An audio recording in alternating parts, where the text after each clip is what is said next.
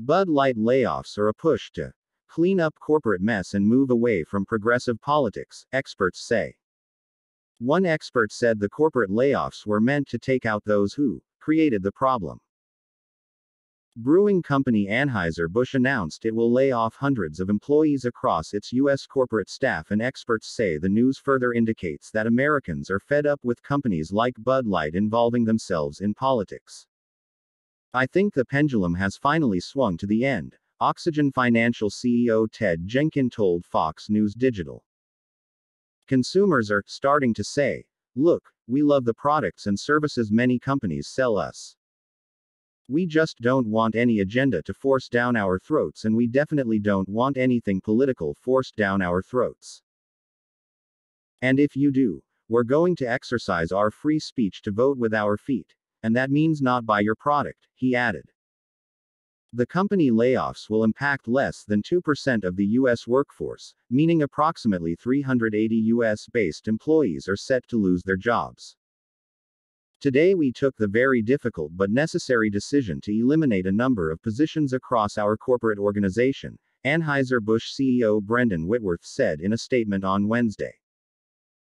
While we never take these decisions lightly, we want to ensure that our organization continues to be set for future long-term success, he added.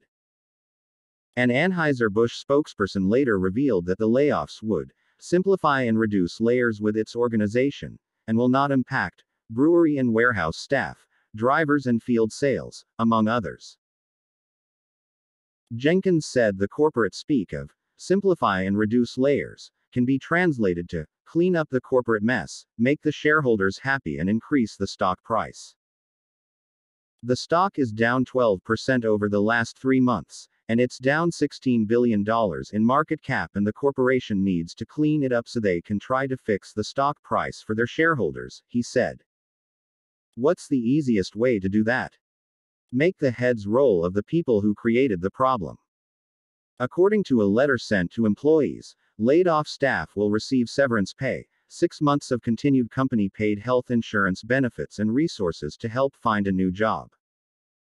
The controversy embroiling Anheuser-Busch over Bud Light's short-lived partnership with transgender activist Dylan Mulvaney has sent shockwaves through the company and the beer-making industry.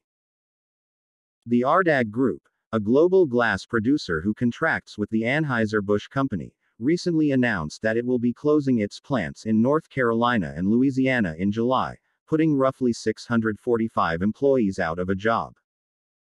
The bottling company did not reveal the reason for the move, but an investigation by WRAL reportedly found that the plants are shuttering because of tanking Bud Light sales.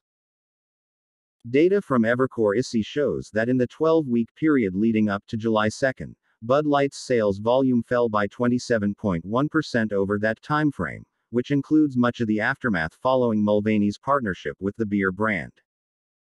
Will Hild, the executive director of Consumers Research, noted that customers are now seeing firsthand how much power they have to control the market and make their voices heard. These massive companies who are forcing a progressive agenda on the American people need to realize that while asset management firms like BlackRock, who own significant shares of their business, may want them to go far left, consumers are sick of the politics, Hild said. Bud Light is a cautionary tale for any company putting politics ahead of consumers. There are consequences and you're nothing without your customers, he added. Jenkins said Chick-fil-A is an excellent example of a company that holds onto its own values and ideologies without attempting to push them onto the consumer. They're always closed on Sunday everywhere in the United States. But they never tell somebody to go to church. Right.